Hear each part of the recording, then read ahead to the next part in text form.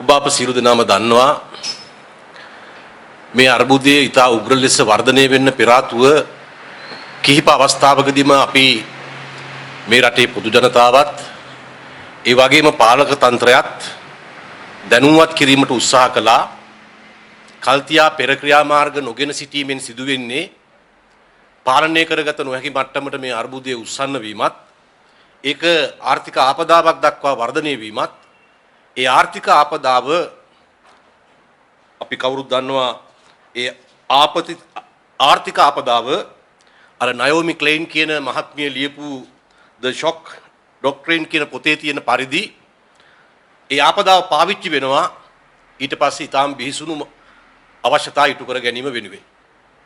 දැන් අපිට ඒකට හොඳ උදාහරණයක් තමයි පසුගිය දවස්වක විදුලි බල හා බලශක්ති අමාත්‍ය කාංචන විජේසේකර මහත්මයා කියනවා ලංකාවේ තියෙන IOC පමණක් නෙවෙයි ඉතුරු වෙලා තියෙන පෙට්‍රල් ෂෙඩ්ස් ඉතුරු ප්‍රමාණයත් ඛනිජ තෙල් නිපදවන නිෂ්පාදනය කරන රටවල සමාගම් දෙක තුනක් අතරේ බෙදී යන පරිදි කළ යුතුයි. ඒ කියන්නේ එකෙන් අදහස් වෙන්නේ පෙට්‍රෝලියම් එක වසා දැමිය යුතුයි කියන එක අදහස. රාජ්‍ය බලශක්ති සැපයීමේ වගකීමෙන් ඉවත් විය යුතුයි. අපි දන්නවා සිරිමාව වාර්ඩි බණ්ඩාරනායක මැතිණිය මීට වසර ගණනාවකට පෙර ආතුව ඔය පෙට්‍රෝලියම් එක හැදුවේ එවකට තිබිච්ච විදේශීය සමාගම්වල ආධිපත්‍ය සහ බලය අහිමි කරමින් විශේෂයෙන්ම බලශක්තිය පිළිබඳ වගකීම රාජ්‍ය සතුව තිබිය යුතුයි කියන දැඩි විශ්වාසයේ ඉඳලා. දැන් කාංචන විජේසේකර මැතිතුමාට අනුව සිරිමාව බණ්ඩාරනායක මැතිණිය එදා ගෙන තියෙන පියවර වැරදි. එදා ඔය කැල්ටෙක්ස්ලා අර ටෙක්ස්ලා මේ ටෙක්ස්ලා ඔක්කොම හිටියා වගේ හිටියනම් කාංචන විජේසේකර අමාත්‍යවරයාගේ ප්‍රකාශය අනුව අද මෙහෙම අර්බුදයක් නැහැ. නමුත් අපි කවුරුත් දන්නවා මේ අර්බුදයට හේතුව ඛනිජ තෙල් සැපයීමේ සහ බෙදා හැරීමේ ඒකාධිකාරයක් හෝ අර්ධ ඒකාධිකාරයක් රජයේ සමාගමක් සතුව පැවතීම නෙවෙයි. ඒකනම් අර්බුදය අඩු ගානේ IOC මේ පෙට්‍රල් ෂෙඩ් වලවත් නියමිත ප්‍රමාණයට තෙල් ගන්න පුළුවන් වෙන්න ඕන. අපි දන්නවා මේ පෙට්‍රල් ෂෙඩ් වලත් බරපතල පොලිම් තියෙනවා, හිඟයක් තියෙනවා, මේ ප්‍රශ්නේ තියෙනවා. ඒකට IOC එක වුණත් තෙල් ඇනුම් කරන්නේ මේ රටේ ඉඳන් මේ රටේ බැංකු පද්ධතියෙන් LC ඕපන් කරලා ඩොලර් මේ රටෙන් යවලා. එතකොට ඒ වගේ ක්‍රියාත්මක වෙන IOC එකටත් බැරි නම් වෙන කවුරුවත් ආවයි කියලා තමන්ගේ රටේ ඩොලර් වියදම් කරලා තමන්ගේ රටේ මුදල් වියදම් කරලා මෙහෙට තෙල් අරගෙන ඇවිල්ලා මෙහෙ විකුණලා ඒ වගේ කතාවක් වෙන්න තියෙන සම්භාවිතාව විතර අඩුයි. බැරිම කියලා අපි කියන්නේ නැහැ. කොහොම නමුත් දැන් මේක තමයි ආපදාව පාවිච්චි කරන විදිය. දැන් වෙන වෙලාවක මේක කිව්වනම් පෙට්‍රෝලියම් එක මේ සේවකයෝ වෘත්තීය සමිති දැනටම පාරට බහැලා. දැන් පාරට බහින පෙට්‍රෝලියම් එකක් නැහැ ඒකත් වැහිලා. එතකොට මේ අර සාමාන්‍ය තත්වයකදී අත තියන්න බැරි වැඩවලට මේ වගේ තත්වයක් පාවිච්චි කරනවා අත තියන්න. අපි කිව්වේ මේ අර්බුදය පුනරුදය බවට පත් කර ගැනීමේ මාර්ගයකයි මේ රට ගෙනියන්න ඕනේ කියලා.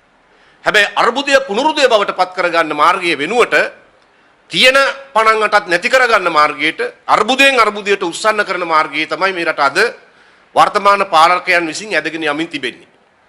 අග්‍රාමාත්‍ය රනිල් වික්‍රමසිංහ මහත්මයා එනකොට යම්කිසි කොටසක් ඇතුලේ යම්කිසි බලාපොරොත්තුවක් තිබුණා නම් දැන් ඒ බලාපොරොත්තුව නැත්තටම නැති වෙන මට්ටමකට ඇවිල්ලා තියෙනවා.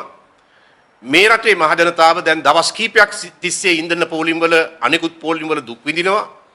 දැඩි පීඩනයකට ආතතියකට පත් වෙලා තියෙනවා. ඒ ආතතියම ෂොක් ට්‍රීට්මන්ට් එක දෙන්න පාවිච්චි කරනවා. ඒක තමයි දැන් වෙමින් පවතින්නේ. මේක මීට පෙර වෙනත් රටවල් වලත් වෙලා තියෙනවා. දැන් තව ටික දවසක් යනකොට කියයි විදුලිය කප්පාදුව වැඩි වෙයි, පැය 10 වෙයි. එතකොට රජයට විතරක් මේ විදුලිය සැපීම කරන්න බෑ. ඒ නිසා ඒකත් පුද්ගලික අංශයට දෙන්න ඕනේ. ඉන්දියාව සමග ඉන්දියාවේ සමාගමකට ඒක ග්‍රිඩ් කරන්න ඕනේ. එතකොට අපිට කරදරයක් නැතුව කරන්ට් එක හම්බෙයි. දැන් මේ වගේ විෂම යෝජනාවලට මේ වගේ වෙලාවක මිනිස්සුන්ට තියෙන්නේ ආතතියෙන් පිරිච්ච විෂම මනසක් නිසා ඒ විෂම මනස පාවිච්චි කරනවා විෂම තීරණ කරා සමාජය ඇදගෙන යනවා. ඒක හැම පැත්තකින්ම වෙනවා. සමහරලාට ෂෙඩ් එකක පොලිමේ බලාගෙන ඉන්න මිනිස්සු ගාවට කෙනෙක් කවුරු හරි ඇවිල්ලා පුංචි මොකක් හෝ වැරද්දක් අල්ලගෙන කලහකාරී ලෙස හැසිරෙන්න පටන් ගත්තොත් ඒක ට්‍රෙන්ඩ් එකක් බවට පත් වෙන්න පුළුවන්. මොකද සාමාන්‍ය ජන සමාජයේ ඉන්නේ මේ විෂම තත්වයට ඇද වැටලා. අර හෙල්මට් එක දාගෙන එන පුද්ගලයා ඒ වැඩේට ඒ තත්වය පාවිච්චි කරනවා වගේ ආණ්ඩුවේ මැති ඇමතිවරු ජනාධිපතිවරයාගේ සිට අගමැතිවරයාගේ සිට ඒ අය බලන්නේ දැන් මේ ආතතිය මේ විෂම තත්වය මේක ඉන්දියානු ප්‍රාණයපේට අපේ රට ගිල ගැනීම දක්වා අරගෙන යන. විදුලි බල මණ්ඩලේ ෆේල් කියයි ඊළඟට ඉන්දියාවෙන් විදුලිය ගන්න ග්‍රිඩ් එකක් හයි කරමු කියයි. එතකොට ඉන්දියාවට පුළුවන් මේ රටේ බලශක්තිය හසුරු වීම ඒගොල්ලෝ අතට ගියාම ඒගොල්ලෝ අකමැති පාලන තන්ත්‍රයක් මේ රටේ බිහි වෙන්න කිසි ලෙසකින්වත් ඉඩක් මතු වෙන්නේ නැහැ. එහෙම බිහි වුණත් ඒවා ස්විච් ඔෆ් කරලා හරි රටාකර්මණ්‍ය කරන්න එයාට බලය ලැබෙනවා. ඉතින් මෙතන ප්‍රශ්නේ තියෙන්නේ අද මේ ආර්ථික ආපදාව පාවිච්චි වෙන්නේ දැන හෝ නොදැන පාවිච්චි කරමින් ඉන්නේ ශ්‍රී ලංකාව කියන ජාතික රාජ්‍යයේ අන්තිම පනනලත් අහිමි වෙන ආකාරයට බව තමයි අපට පේන්නේ. අපි ඕනතරම් විසඳුම් කිව්වා මේකෙන් ගොඩ එන්න. මම පාර්ලිමේන්තුවේදී කිව්වා අරමුදලක් අපි විදේශගත ශ්‍රී ලාංකිකයන්ගෙන් මේ රට ඇතුලේ ඉන්න මිනිස්සුන්ගේ අතේ තියෙන ඩොලර් ටික එක අරමුදලකට දාන්න කටයුතු කරමු. ඒ ඩොලර් සංචිතය මහ බැංකුව අතේ තියාගෙන ඉමු. ඒ ඩොලර් සංචිතයට බහරකාර මණ්ඩලයක් සර්වපාක්ෂික නියෝජනයක් සහිත විපක්ෂ නායකයයි අගමැතිගේ නියෝජිතයා විපක්ෂ නායකගේ නියෝජිතයා අනිත් පක්ෂවල නියෝජිතයෝ ඒ අය හරි නැත්නම් නම් කරන අය හරි ඒ සර්වපාක්ෂික නියෝජනය බාරකාර මණ්ඩලයක් හදමු. ඒ බාරකාර මණ්ඩලය හැදුවම මිනිස්සුන්ට විශ්වාසය ඇති වෙනවා. ඒ බාරකාර මණ්ඩලය අනුමත කරන දේවල් වලට විතරයි ඒ ඩොලර් පාවිච්චි කරන්න පුළුවන් වෙන්නේ. වියදම් කරන්න පුළුවන් වෙන්නේ. බෙහෙත් ගන්න නම් කොහෙන්ද බෙහෙත් ගන්නෙ? මොකද්ද මිල? ඒ ඔක්කොම විමසලා ඊට වඩා අඩුවට මිල ගන්න තියනවා දේ බෙහෙත. අන්න ඒ ඔක්කොම විමසලා තමයි අනුමත කරන්නේ. ඒ නිසා අන්නේ ඒ විදිහේ ක්‍රියාපටිපාටියක් ඇති කරලා අඩු ගානේ සර්වපාක්ෂික බාරකාර මණ්ඩලයක් ඒ අරමුදලට හැදුවොත් ඒ ඇති වෙන විශ්වාසය නිසා විදේශගත අය පමණක් නෙවෙයි මේ රට ඇතුලේ ඩොලර් තමන් අතේ තියාගෙන ඉන්න මිනිස්සු පවා මේ රට ඇතුලේ හිටියත් වෙන රටවල ඩොලර් තැන්පත් කරලා තියෙන අය පවා ඒවා අරගෙන ඇවිල්ලා අරමුදලට දෙයි. මොකද කිසිම මිනිහෙක් මේ වෙලාවේ තමන්ට මොකක් හෝ දායකත්වයක් දෙන්න පුළුවන් නම් මේ විපතෙන් ගැලවෙන්නේ ඒක ප්‍රතික්ෂේප කරන්නේ නැහැ. ඒක තමයි තෙල් පොලිමේ ඉන්න මිනිස්සු කෑම එක බෙදා හදාගෙන කණ එකකින් පෙන්වන්නේ. අමාරු වැටිච්ච වෙලාවේ අපි එකිනෙකාට පිහිට වෙමු කියන මනස ස්වයංව අපි තුල නිර්මාණය වෙනවා ඉපදෙනවා. ඉතින් ඒ తত্ত্বය ඒ යෝජනා කරාට මේ දක්වා කිසිම ප්‍රතිඵලයක් නැහැ. තාම මොකද්ද කරන්න කියලා අගමැතිවරයා ඇවිල්ලා කිව්වා ඒ හොඳ යෝජනාවක් අපි ඒක කරමු කියලා. හැබැයි ඉතින් ඒකට බොහොම කාර්යක්ෂම වෙන්න ඕන. කඩි මුඩි ඒ වැඩ ටික කෙරෙන්න ඕන. ඒකට ඕන කරන අනපනත් හැදෙන්න ඕන. ඒවා පාර්ලිමේන්තුවට ගේන්න ඕන. දැන් බලන්න මේ වෙනකම් විදේශ විනිමය පනත සංශෝධනය කරාද? විදේශ විනිමය පනත බලගැන්නුවද? විදේශ විනිමය පනත අනුව ඕන කෙනෙකුට අපේ රටේ සල්ලි එළිය ගිහින් තියාගෙන ඉන්න පුළුවන්. අපනයන කරුවන්ට ඒ මුදල් එහෙ තියන්න පුළුවන්. මාස 3කින් 6කින් ගේන්න ඕනේ කොට නොගෙනාවොත් මොකද්ද කරන්න කියලා පනතේ නැහැ. ඉතින් නොගෙනාවොත් මොකද්ද කරන්නේ කියන එක පනතේ නැත්තම් මොකටද ගේන්නේ? මොකටද බය වෙන්නේ? ඒ තමයි පහුගිය යහපාලන ආණ්ඩුව කාලේ ඒ විදේශ විනිමය පනත දියාරු කරපු විදිය. ඉතින් ඒකෙන් පස්සේ වෙලා තියෙන්නේ අපි කියනවා ලංකාව විදේශ රටවලට බහන්න යවලා නිෂ්පාදනය කරලා උපයන ආදායම වැඩි වෙලා කියලා. වැඩි වුණාට මෙහෙ නෑ. අපි මෙහෙ හිගමනට වැටලා අපේ ආදායම වැඩි කියනවා. වැඩි වෙලයි කියනවා. සල්ලි මෙහෙට එන්නේ නෑ. ඒවා එහෙ තියාගෙන එක එක වෙන ඒවට යෙදවෙනවා.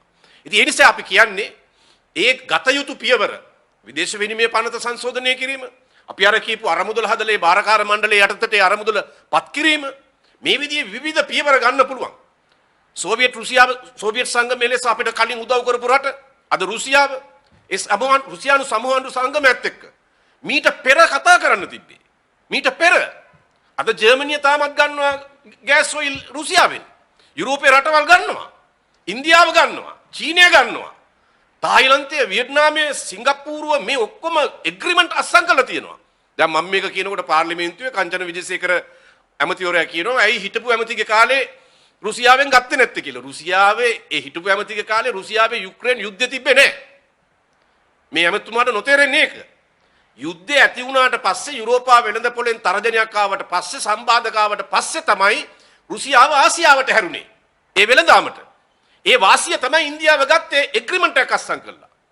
වර්තමාන වෙළඳ ඇමති පාර්ලිමේන්තුවේදී කිව්වා අප්‍රේල් වල තිබුණා ඒ රුසියානු ශ්‍රී ලංකා ආර්ථික කොමිසම ඒක කල් දැම්මේ රටේ තිබිච්ච තත්ත්ව නිසායි කියලා. ඇයි සූම් මීටින් එකක් තියන්න බැරිද දෙන්න දෙපොළු ඉඳගෙන? ඉන්දියාව ඔය එග්‍රීමන්ට් එකට ගියේ මම දන්න තොරතුරු අනුව එක සූම් මීටින් එකයි පැවැත්තුවේ. එකයි. එක සූම් මීටින් එකක් තියලා එග්‍රීමන්ට් එකට ගියේ. ඇයි අපිට එහෙම කරන්න බැරිද? ඇයි අපිට හුදාව නැද්ද ඒකට?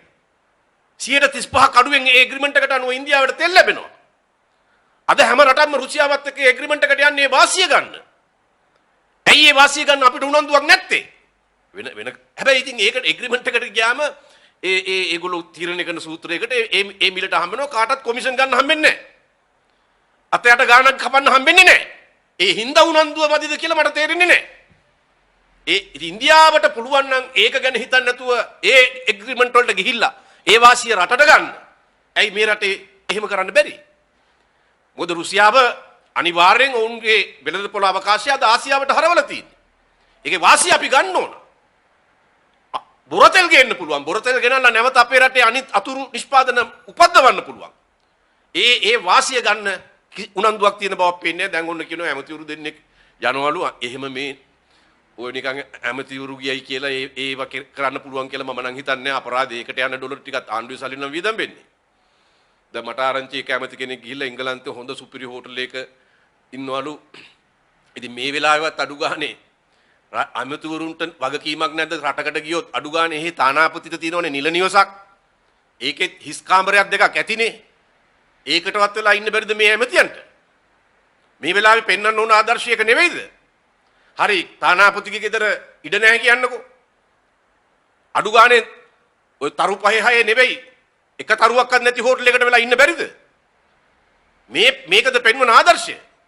ඒ නිසා අපි තා ඕනෑකමින් ඉල්ලනවා එක පැත්තකින් මහ ජනතාව ඉතාම දුක්ඛිත විදියට මේ තත්ත්වය දරා ගනිමින් ඉන්නේ. ඒ මහ ජනතාවට යම්කිසි අපේක්ෂාව බලාපොරොත්තුවක් දල්වන කිසිම ක්‍රියාමාර්ගයක් ආණ්ඩුව පැත්තෙන් පේන්නේ නැහැ. දැන් අර නිතිපතා අනාගත තත්ත්වය ගැන අනාවැකි පළ කරන අගමැතිතුමාවත් හොයාගන්න නේ.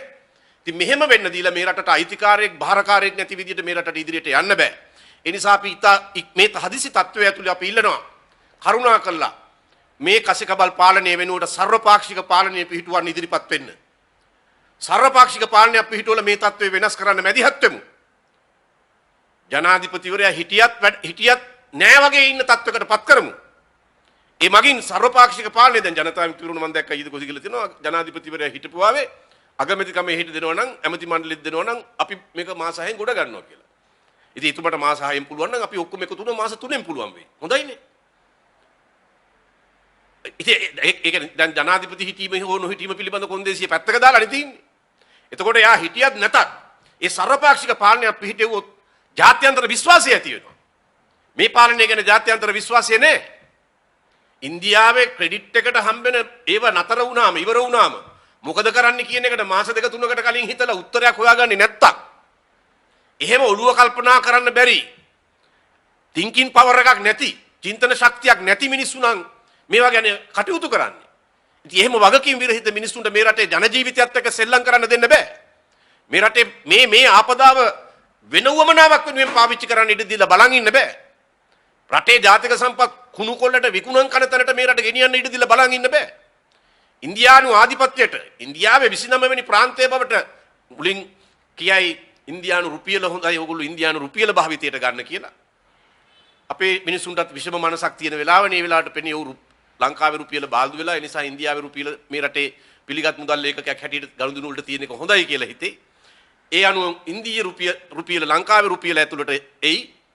ඊට පස්සේ අර මං කිව්වාගේ පෙට්‍රෝලියම් එක දැන්ටමත් අහනවා IOC එකට ඉතුරු ටිකක් දෙන්නද කියලා. මොකක්ද එකඟතාවයක් ආවොත් දෙන්න පුළුවන් කියලා සලකා බලනකොට. එතකොට මේ විදිහට එක එක කොටස් එක විදිහට අදානිය ඇවිල්ලා අරහේ මොකද්ද මේ මන්නාරමේ අතිශය දැවැන්ත ඒ සූර්ය විදුලි බලාගාරය ඒව හැදේ. ඒවැ අතිරේක විදුලිය ඒවැ උත්පාදනය කරන අතිරේක විදුලිය කොයි අවශ්‍යතාව වෙනුවෙන් පාවිච්චි වෙයිද නැද්ද කියලා අපිට පැහැදිලි නෑ.